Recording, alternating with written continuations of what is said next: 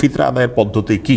সাদাকাতুল ফিতরের তাৎপর্য গুরুত্ব সম্পর্কে জানতে চাই। ফিতরা আদায় না করলে কি রোজার কোনো সমস্যা হবে? যারা রোজা রাখে না তাদের কি ফিতরা দিতে শরীয়তে নিষেধ আছে কিনা?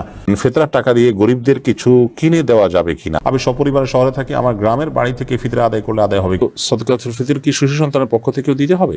প্রবাস থেকে বাংলাদেশে ফিতরা দিলে কোন দেশে হিসাবে দিতে হবে? চলুন আর বিলম্ব না করে আপনাদের প্রশ্নের উত্তর দেওয়ার আলোকিত ভবনে আমরা প্রবেশ করি। জানে আলম জানতে চেয়েছেন ফিতরা আদায়ের পদ্ধতি কি? ফিতরা আমরা কি টাকা, নগদ টাকা দিয়ে দিব নাকি খাবার দিয়ে দিব? এটা নিয়ে দুটি মত রয়েছে। অনেক উলামায়ে কেরাম মনে করেন যে ফিতরা এটি খাদ্য দিয়ে দেওয়া উচিত, যেহেতু নবী সাল্লাল্লাহু আলাইহি ওয়াসাল্লাম বলেছেন তু'মাতাল লিল মাসাকিন, ফিতরা ব্যবস্থাপনাটাই হলো খাদ্য ব্যবস্থাপনার অংশ। গরিবকে খাদ্য দেওয়ার জন্য নবী সাল্লাল্লাহু আলাইহি ওয়াসাল্লাম ফিতরা চালু করেছেন, বিদায় খাদ্য দেওয়াটাই সরাসরি উত্তম। তাছাড়া নবী সাল্লাল্লাহু আলাইহি ওয়াসাল্লাম যে খাদ্য দিয়েছেন। আবার অনেক উলামায়ে কেরাম, আমাদের দেশের মূলধারার উলামায়ে কেরাম যেমন আছেন, হানাফি মাযহাবের উলামায়ে কেরাম এবং অন্যান্য মাযহাবেরও অনেক উলামায়ে কেরামের মতে নগদ টাকা দিলে সেটিতেও ফিতরা আদায় হবে, বরং সেটিকে উত্তম বলেছেন। এই জন্য যে গরিব অভাবী মানুষ তার প্রয়োজনীয় খাবারটা তিনি কালেক্ট করবেন। হয়তো আমি চাউল দিচ্ছি, তার বাসায় চিনির প্রয়োজন বা অন্য কোনোটার প্রয়োজন, তখন তিনি তার প্রয়োজনটা সুবিধা অনুযায়ী কিনতে পারবেন। সেই জায়গা থেকে খাদ্যের যে মূল্য সেটা দিলেও পরিশোধ হবে। নবী সাল্লাল্লাহু আলাইহি ওয়াসাল্লামের যুগে খাদ্য দেওয়া হতো, কারণ তখন আসলে কারেন্সি দিয়ে কেনা বেচার প্রচলন খুবই কম ছিল। তখন মূলত দ্রব্যের বিনিময়ে দ্রব্যের কেনা বেচা হতো, যার কারণে কেউ চাউল পেলে চাউল দিয়ে আটা কিনতে পারতেন। কিন্তু এখন সেই সময়টা নয়। এখন পৃথিবীতে কারেন্সি দিয়ে লেনদেন হয়ে থাকে। সেই জায়গা থেকে গরিবের জন্য অধিকতর উপযোগী নগদ টাকা দেওয়া। এই দ্বিতীয় মতের সপক্ষে উলামায়ে কেরামের বক্তব্য অনুযায়ী নগদ টাকা দিলেও ফিতরা আদায় হয়ে যাবে। আমরা যেটি বলবো তা হলো, যদি আপনি সরাসরি কোনো গরিবের কোন খাদ্যটা প্রয়োজন জেনে, ধরুন আপনি ঈদের দিন উপলক্ষে তার বাসার জন্য সেমাই, চিনি, মুরগি, চাউল ইত্যাদি কিনে আপনি দিতে পারেন, যার যার এবিলিটি অনুযায়ী প্রিন্সিপাল ফুড যদি দিতে পারেন, প্রধান খাদ্য দিতে পারেন, তাহলে সেটা হবে সরাসরি সুন্নাহর উপরে আমল করা। কিন্তু আপনার খাবার দেওয়াটার কারণে তার খাবার, এক ধরনের খাবার বেশি হয়ে যেতে পারে এমন যদি হয়। আমরা অনেক দেশে দেখি, যেমন সৌদি আরবে এত বেশি পরিমাণ চাউল অভাবী মানুষরা পান যে এই চাউলগুলো তারা পরে অর্ধমূল্যে বিক্রি করে দেন। তো এখানে গরিবের হক বরং আরও নষ্ট হয়। যেহেতু ফিতরার ব্যবস্থাপনা গরিবের জন্য, অতএব গরিবের দিকটাকে খেয়াল করলে অর্থ দিয়ে আদায় করলেও ফিতরা আদায় হবে, এই মতটিকে উড়িয়ে দেওয়া যায় না। যাই হোক, তারপরেও সরাসরি যদি কেউ খাবার দিতে পান, সেটা সন্দেহাতীতভাবে হাদিসের উপরে প্রত্যক্ষভাবে আমল হবে, সেটি ব্যাপারে কোনো সন্দেহ রাখার সুযোগ। মহিবুর রহমান আপনি লিখেছেন সাদাকাতুল ফিতরের তাৎপর্য গুরুত্ব সম্পর্কে জানতে চাই। দেখুন, সাদাকাতুল ফিতর এটি রমাদানের সর্বশেষ আমল। এই আমলের মাধ্যমে রমাদানকে আমরা বিদায় জানিয়ে থাকি। সাদাকাতুল ফিতর এটি দিতে হয় সূর্য যখন রমাদানের শেষ দিনে অস্তমিত হয় তখন থেকে নিয়ে, যখন আমরা শাওয়ালের চাঁদ দেখি সেই চাঁদ দেখা থেকে নিয়ে ঈদের নামাজ শুরু হওয়ার আগ পর্যন্ত এই সময়টুকুর মধ্যে সাদকাতুল ফিতর আদায় করতে হয়। অর্থাৎ রমজানের শেষ দিনই এবং শাওয়ালের চাঁদ দেখা যাওয়ার পর সন্ধ্যা থেকে নিয়ে সকালে ঈদের নামাজ শুরুর আগ পর্যন্ত পুরো সময়টার মধ্যে, যদি এত অল্প সময়ের মধ্যে গরিব অভাবী মানুষের কাছে সাদকাতুল ফিতর পৌঁছানোটা কঠিন হয়, তাহলে সেক্ষেত্রে দু একদিন আগেও সেটি দেওয়া যেতে পারে। সাদকাতুল ফিতর এর তাৎপর্য কি? তাৎপর্য হলো যে আল্লাহ রাব্বুল আলামিন গোটা পৃথিবীর সমস্ত মানুষগুলো, বিশেষ করে অভাবী মানুষগুলো, তারাও যেন খাবার পান, তাদের যেন খাদ্যের ব্যবস্থা থাকে, অন্তত ঈদের দিনে যেন খাদ্যের জন্য কারো কষ্ট করতে না হয়। সেজন্য ইসলামের এই খাদ্য বিতরণ কর্মসূচির অংশ হিসাবে সাদকাতুল ফিতর আমাদেরকে দেওয়া হয়েছে। নবী করিম সাল্লাল্লাহু আলাইহি ওয়াসাল্লাম সাদকাতুল ফিতর সম্পর্কে, বা যেটাকে যাকাতুল ফিতর বলা হয়েছে, এই যাকাতুল ফিতর, সাদকাতুল ফিতর বা ফিতরা যে নামেই বলি না কেন, এ সম্পর্কে তিনি বলেছেন এটা তুহরাতুন লিস-সাইম ওয়া তু'মাতুন লিল মাসাকিন। এটা হলো মিসকিনদের জন্য খাদ্য দান কর্মসূচির অংশ। অর্থাৎ ঈদের দিনে আমরা যে আনন্দ করব, আমরা যে উৎসব করব, আমরা যে ফুর্তি করব, আমরা যে ঈদের আনন্দে মেতে উঠব, তার আগে গরিব অভাবী মানুষের খাবার পৌঁছে দিয়ে তাদেরও যেন আনন্দের বন্দোবস্ত আমরা করি, সেই নির্দেশনা ইসলাম আমাদেরকে দিয়েছে। ইসলামের যে ঈদ বা উৎসব, সেটির সাথে অন্য সাধারণ উৎসবগুলোর একটা বড় ধরনের পার্থক্যের জায়গাটা এখানে আমরা দেখতে পাই। যে অন্যান্য উৎসব সময়ে শুধুমাত্র ভোগ আছে, উল্লাস আছে, সেখানে নানা রকমের আয়োজন আছে যেগুলো শুধুই ব্যক্তির নিজের জন্য। ইসলাম আমাদেরকে যে উৎসব দিয়েছে, সেখানে দুটি উৎসবের দুটিতেই আমরা দেখেছি যে গোশত কোরবানির সময় আর ফিতরা আপনার ঈদুল ফিতরের সময় আমরা গরিবের বাসায় পৌঁছে দিয়ে তারপর নিজেরা আনন্দ করছি, ঈদগাহে যাচ্ছি, ঈদের নামাজ পড়ছি। তার মানে শুধু ভোগ নয়, বরং ভোগের পাশাপাশি ত্যাগের মহিমা যেন উজ্জীবিত হয় মানুষ, সে শিক্ষা ঈদুল ফিতর এবং ঈদুল আজহা আমাদেরকে দেয়। এবং ঈদুল ফিতর উপলক্ষে যে ফিতর আমরা দিয়ে থাকি, সেখানে এই গুরুত্বপূর্ণ দিকটি রয়েছে। আরেকটি বিষয় হলো যে রমাদানে সিয়াম পালন করতে গিয়ে আমাদের ছোটখাটো ভুল ভ্রান্তি হয়ে যায় আমাদের নিজেদের অজান্তেও। সেই ভুল ভ্রান্তিগুলো থেকে আমাদেরকে মুক্ত করবার জন্য এটা একটা আয়োজন। এই জন্য নবী সাল্লাল্লাহু আলাইহি ওয়াসাল্লাম এটাকে বলেছেন যে তহরাতান লিস-সাইমি আনিল লাগবি ওয়ার রাফাস। রোজাদার ব্যক্তি রোজা রেখে যে সমস্ত অহেতুক অনর্থক কথা বা ভুল কাজ করে ফেলেন নিজের অজান্তে বা ছোটোখাটো ভুল ভ্রান্তি হয়ে যায়, সেগুলো থেকে তাকে পরিচ্ছন্ন করবার জন্য, তার রোজাটাকে রিফাইন করবার জন্য, ফ্রেশ করবার জন্য এই আয়োজন কাফির দিলে সেটি হয়ে যায়। তো এই জন্য একদিকে নিজের রোজাকে পরিচ্ছন্ন করবার জন্য, দ্বিতীয়ত অভাবী মানুষদের খাদ্য দানের জন্য কিন্তু ফিতরার এই ব্যবস্থাপনা ইসলাম রেখেছে এবং এটি ওয়াজিব করেছে, আবশ্যক করেছে। সো এটি আমাদের প্রত্যেকেরই আদায় করা কর্তব্য। এবং যখন আমরা কেউ সমর্থবান হব, যাকাত দেওয়ার মতো সম্পদের মালিক হব, তখন নিজেদের তরফ থেকে বটে, নিজের পরিবারের সমস্ত সদস্য, এমনকি নাবালিগ ছোট বাচ্চা থাকলে তারা, আমাদের অধীনস্থ যারা থাকে, আমাদের একান্নভুক্ত যারা, তাদের সবার তরফ থেকে পরিবারের কর্তা ব্যক্তির ফিতরা আদায় করা আবশ্যক। ফিতরা হিসাবে তারা গরিবদেরকে খাদ্য দিবেন।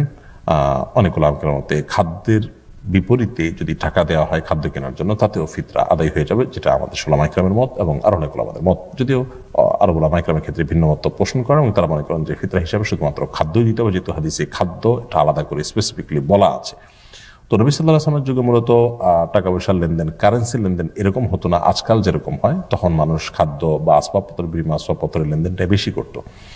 তো এখন গরিবের জন্য টাকা পয়সা দিলে সে তার পছন্দ মতো খাদ্য কিনে নিতে পারে, সেজন্য টাকা দিলেও ফিতরা আদায় হবে। তবে সরাসরি হাদিসের উপরে যদি কেউ হাদিসে যা আছে হুবহু সেটার উপর আমল করতে চান, তাহলে খাদ্য দেওয়া যেতে পারে। এবং সেক্ষেত্রে আমরা চাল দিয়ে দেই, গম দিয়ে দেই, আটা দিয়ে দেই, কিংবা কিশমিশ দিয়ে বা যেটা দিয়ে দেই না কেন, এর পাশাপাশি আমরা যদি গরিব দুঃখীদের জন্য আমাদের দেশীয় ট্র্যাডিশন অনুযায়ী সেমাই বা অন্যান্য জিনিসপত্র, মুরগি ইত্যাদি, চিনি ইত্যাদি কিনে দেই, তাহলে সেক্ষেত্রে তাদের ঈদের আনন্দটা শতকরা পূর্ণ হবে। যদিও সেটা আবশ্যক হবে, সেটা ঐচ্ছিক দানে পরিণত হবে। অর্থাৎ আবশ্যক হবে শুধুমাত্র যে মূল ফিতরা সেটা হতে পারে চাল, হতে পারে গম, হতে পারে আরও যে সমস্ত খাদ্যগুলোর কথা হাদিসে আছে সেগুলোর কোনো একটি। মোহাম্মদ আলামিন আপনি লিখেছেন, ফিতরা আদায় না করলে কি রোজার কোনো সমস্যা হবে? ফিতরা আদায় না করলে রোজাটা কিছুটা ত্রুটিপূর্ণ থাকলো, কারণ নবী করিম সাল্লাল্লাহু আলাইহি ওয়াসাল্লাম ফিতরা সম্পর্কে বলেছেন এটা হলো তুহরাতুল লিস-সাইমি আনিল লাগবি ওয়ার রাফাস। রোজাদার ব্যক্তির রোজাকে অনর্থক অহেতুক কথা কাজ যেগুলো করে ফেলেছেন রোজা রেখে তিনি, এবং ছোটোখাটো গুনাহ যেগুলো হয়ে গেছে সেগুলো থেকে তার রোজাকে ফ্রেশ করার জন্য, পরিচ্ছন্ন করবার জন্য ফিতরার এই নির্দেশনা বা আয়োজন ইসলাম দিয়েছে। সো সেটা আমাদেরকে মাথা রাখতে হবে। এই জন্য ফিতরা আদায় না করলে রোজার মধ্যে কিছুটা ত্রুটি থাকলো, তৈরি হলো। তবে হ্যাঁ, যার সামর্থ্য নাই তার জন্য ফিতরা দেওয়া তো আবশ্যক নয়, বিধায় তার জন্য এটা ত্রুটির কারণ হবে না ইনশাআল্লাহ তার রোজার জন্য। মফিদুল মাস্টার জানতে চেয়েছেন, যারা রোজা রাখে না তাদের কি ফিতরা দিতে শরীয়তে নিষেধ আছে কি না? না, যদি কেউ মুসলমান কিন্তু রোজা রাখেন না অসুস্থতার কারণে কিংবা অবহেলার কারণে, ফিতরা বা জাকাতুল ফিতর তাদেরকে দেওয়া যাবে না এমন কোনো কথা নেই। তারা পাপিষ্ঠ মুসলমান, তাদেরকে ফিতরা দিয়ে যদি বরং একটু নসিহত করা যায়, একটু বোঝানো যায়, রোজার গুরুত্ব বোঝানো যায়, তো বরং সেটি আরও উত্তম হতে পারে। যেটু হলাতে জানতে চেয়েছেন, আমি সপরিবারে শহরে থাকি, আমার গ্রামের বাড়ি থেকে ফিতরা আদায় করলে আদায় হবে কিনা? আদায় হয়ে যাবে যে কোনো জায়গা থেকে। আর্থিক ইবাদত করতে বা যে ইবাদতগুলো অর্থ সংশ্লিষ্ট সেগুলো আপনি কোত্থেকে করবেন, কোথায় করবেন সেটি মূল বিষয় না। তবে আপনি যেখানে আছেন সেখানে যদি গরিব অভাবী থাকে সেখানে দেওয়া উত্তম, না হলে অন্য জায়গায় অভাবী থাকলে সেখানে দিলেও আদায় হবে, কোনো অসুবিধা নেই। প্রবাস থেকে বাংলাদেশে ফিতরা দিলে কোন দেশে হিসাবে দিতে হবে? আপনি প্রবাস থেকে যদি বাংলাদেশে ফিতরা দেন, তাহলে আপনার প্রবাসে যে দেশে আপনি আছেন সেই দেশে আপনার ফিতরার সমপরিমাণ চাল যেটা আপনি দিতেন সেটা বাংলাদেশে কিনে আপনি ওইটা দিয়ে দিবেন। অর্থাৎ ধরুন আপনার ওখানে ফিতরা সমপরিমাণ চাল কিনতে যে পরিমাণ টাকার প্রয়োজন হয়, বাংলাদেশে সেই টাকা দিয়ে আর অনেক বেশি চাল পাওয়া যাবে, তাহলে সেই টাকাটা আপনি দিবেন। তাছাড়া ফিতরা বাড়িয়ে দিলে কোনো অসুবিধা নেই। যদিও এর ভিন্ন মতো আছে যে বাংলাদেশে আপনি যখন ফিতরা দিবেন তখন বাংলাদেশের হোক আর পৃথিবীর যেখানে হোক, আপনি এখানকার ফিতরার যে সমপরিমাণ খাদ্য সেই পরিমাণ খাদ্য দিলে আদায় হয়ে যাবে। তারপরেও সতর্কতার জন্য আপনি যেখানে আছেন সেখানকার যে খাদ্য আপনি দিতেন সেটার যে মূল্যমান, সেটা মূল্যমান দিয়ে বাংলাদেশে খাদ্য কিনে দিলেন বা বাংলাদেশে সেটা গরিবকে আদায় করলেন, যার পরিমাণ অনেক বেশি হতে পারে। তো সদকাতুল ফিতর কি শিশু সন্তানের পক্ষ থেকেও দিতে হবে? উত্তর হলো হ্যাঁ, সদকাতুল ফিতর শিশু সন্তানের পক্ষ থেকেও দিতে হবে। এবং আপনার পরিবারের সদস্য দুগ্ধপোষ্য শিশু যদি হয় তার তরফ থেকে আপনি সদকায়ে ফিতর দিবেন। যদিও সে রমাদান ও সিয়াম পালন করছে না, কিন্তু তার পক্ষ থেকেই সদকায়ে ফিতর আপনি পরিবারের কর্তা হিসাবে আদায় করবেন, এবং আপনি যা আদায় করবেন শিশু সন্তানের পক্ষ থেকেও তাই আদায় করবেন। তবে শিশুর যদি নিজস্ব সম্পদ থাকে সেখান থেকে আপনি সাদকা ফিতর আদায় করতে পারবেন। এরপর খাদিজা ইসলাম আপনি লিখেছেন, ফিতরার টাকা দিয়ে গরিবদের কিছু কিনে দেওয়া যাবে কিনা, তাতে কি ফিতরা আদায় হবে?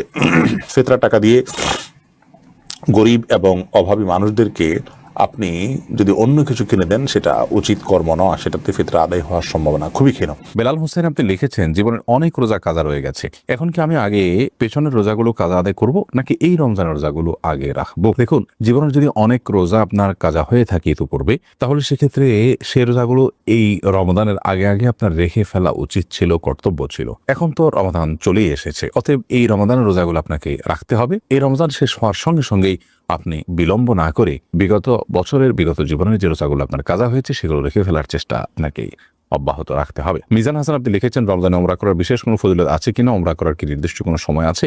রমজানে উমরা করার ফজিলত রয়েছে। নবী করিম সাল্লাল্লাহু আলাইহি ওয়াসাল্লাম থেকে হাদিস বর্ণিত হয়েছে, উমরাতুন ফি রমাদান তা'দিলু হাজ্জাতাম মাই, অর্থাৎ রমাদান মাসে কেউ যদি উমরা করে তাহলে তার মর্যাদা হলো সে আমার সাথে হজের যে সওয়াব নবী করিম সাল্লাল্লাহু আলাইহি ওয়াসাল্লাম বলছেন তার সাথে হজ করলে যে সওয়াব হতো সেরকম সওয়াবের ভাগীদার হবেন রমাদান মাসে কি উমরা করলে। তবে এই উমরার কোনো নির্দিষ্ট সময়সীমা নেই, রমাদানের প্রথম দিন থেকে নিয়ে একেবারে শেষ দিন পর্যন্ত যে কোনো সময় উমরা করলে ইনশাআল্লাহ বিইذনিল্লাহ এই সওয়াবের ভাগীদার হওয়া যাবে। এরপরে প্রশ্ন করেছেন রূপা খানম আপনি লিখেছেন, মহিলাদেরও কি মিসওয়াক করতে হবে? মহিলাগণও কি মিসওয়াক করলে হাদিস বর্ণিত সওয়াব পাবেন? এর উত্তর হলো মহিলাগণ মিসওয়াক করতে পারবেন, বরং করা উচিত। নবী করিম সাল্লাল্লাহু আলাইহি ওয়াসাল্লামের যে সমস্ত নির্দেশনা পুরুষদের জন্য বিশেষভাবে নয়, পুরুষদেরকে নির্দিষ্ট করে তিনি বলেননি, সেটা নারী পুরুষ সকলের জন্য প্রযোজ্য। মেসওয়াকের ক্ষেত্রে নবী আলাইহিস সালামের যে হাদিসগুলো সেগুলোকে আমরা ঘাঁটলে দেখি, সেই হাদিসগুলোতে তিনি নারী বা পুরুষকে আলাদা করে মেনশন করে বলেননি যেটা অমুকদের জন্য প্রযোজ্য, বরং তিনি সাধারণভাবে বলেছেন বিধায় নারী পুরুষ সকলের জন্য প্রযোজ্য। তাছাড়া মেসওয়াকের যে উপকারিতা সেটা পুরুষদের উপর যেরকম বর্তায় নারীদের উপর একইভাবে বর্তায়, বিধায় তারাও অধিক পরিমাণে মেসওয়াক করবেন। মেসওয়াকের যে জায়গাগুলো আছে সেগুলোতে মেসওয়াক অধিক পরিমাণে করবেন। মেসওয়াক বিষয়ে আমাদের একটা ভিডিও বক্তব্য আছে, কোন কোন জায়গায় মেসওয়াক করতে হবে, 7টি জায়গায় মেসওয়াক করার কথা বিভিন্ন হাদিস থেকে আমরা জানতে পারি, সেগুলোকে আমরা একত্র করে দিয়েছি। সেই জায়গাগুলোতে একজন পুরুষ যেমন মেসওয়াক করার চেষ্টা করবেন, একজন নারীও তার মতো করে মেসওয়াক করার চেষ্টা করবেন। রমাদান মাসে সিয়াম রেখে দিনের বেলা মেসওয়াক করা যায়। নবী করিম সাল্লাল্লাহু আলাইহি ওয়াসাল্লাম এত বেশি সংখ্যক মেসওয়াক করেছেন রমজান মাসে রোজা রেখে যে আয়েশা রাদিয়াল্লাহু তাআলা বলেছেন গুণে শেষ করা কঠিন হবে। এর পরের প্রশ্ন হলো, রমাদান মাসে মহিলারা রান্না করার সময় কি লবণ চেক করতে পারবেন? আমাদের মা বোনরা রমাদান মাসে রান্না করতে গিয়ে বা যে কোনো পুরুষও রান্না করতে গিয়ে যদি তরকারির লবণ চেক করতে হয়, স্বাদ চেক করতে হয়, তাহলে সেক্ষেত্রে সেটি তার জন্য জায়েজ হবে যদি এই চেকটা হয় জিহ্বা দিয়ে এবং চেক করে সাথে সাথে আবার থুতুর মাধ্যমে তিনি সেটাকে পরিষ্কার করে ফেলে দেন, অর্থাৎ গলাদ করেন না গেলেন, তাহলে সেক্ষেত্রে সেটি জায়েজ হবে। যদিও এটা অ্যাভয়েড করতে পারলে সেটা বেটার এবং উত্তম। যদি কারোর সন্দেহ হয় যে রান্নাটা ঠিক মতো হলো কি হলো না, মানুষ খেতে পারবে কি পারবে না, লবণ হলো কি হলো না, কম বা বেশি হলো কি না, তাহলে সেক্ষেত্রে তিনি পরখ করতে পারবেন। তবে জিহ্বার আগায় নিয়ে সেটাকে আবার খুব ভালোভাবে থুতুর সাথে ফেলে দেওয়ার চেষ্টা তাকে করতে হবে, তিনি ফেলে দিতে হবে। এর মাধ্যমে ইনশাআল্লাহ তাআলা তার এই চেক করাটা জায়েজ হবে। তবে যাদের মোটামুটি অনুমান হয়ে গেছে, আন্দাজ হয়ে গেছে, খুব একটা প্রয়োজন হয় না, তারা এটা অ্যাভয়েড করতে পারলে অবশ্যই বেটার এবং ভালো। এরপর ইমাম হোসেন আপনি লিখেছেন, রোজা রাখা অবস্থায় কি হিজামা করা যাবে? রোজা রাখা অবস্থায় হিজামা করা যাবে কিনা, হিজামা করলে রোজা ভঙ্গ হবে কিনা, এই বিষয়ে কাপিং থেরাপি বা হিজামা যেটাকে আমরা বলছি, এইটিকে এ বিষয়ে ফোকাহ একরামের মধ্যে দুটি মত রয়েছে। বেশিরভাগ ফোকাহ একরামের মতেই হেজামা করলে রোজা ভঙ্গ হবে না, কারণ আবু সাঈদ খুদরি রাদিয়াল্লাহু তাআলা বর্ণিত সেই প্রসিদ্ধ হাদিসটি থেকে আমরা জানতে পারি নবী করিম সাল্লাল্লাহু আলাইহি ওয়াসাল্লাম রোজা রাখা অবস্থায় সিয়ামরত অবস্থায় তিনি হিজামা গ্রহণ করেছেন, অতএব এটি রোজা ভঙ্গ করবে না। এটি হলো জমহুর উলামা ইকরামের মত। যদিও ফোকাহে হানাবেলা বা আহমদ ইবনে হাম্বল রাহিমাহুল্লাহর যে থট, সে থটের অনুসারে উলামা ইকরামের কেউ যেমন ইবনে তাইমিয়া রাহিমাহুল্লাহ, ইবনে বাজ রাহিমাহুল্লাহ, ইবনে উসাইমিন রাহিমাহুল্লাহ সহ অনেকের মতেই যদি রোজা রাখা অবস্থায় কেউ হেজামা করেন তার রোজা ভঙ্গ হয়ে যাবে, এবং এক্ষেত্রে তারা সেই হাদিস দিয়ে থাকেন যে হাদিসের নবী আলাইহিস সালাম বলেছেন আফতার আল হাজিমু ওয়াল মাহজুম। সেই হাদিসের অনেক ব্যাখ্যা, অনেক বিশ্লেষণ, অনেক আপনার জবাব প্রথমত উলামা ইকরাম দিয়ে থাকে।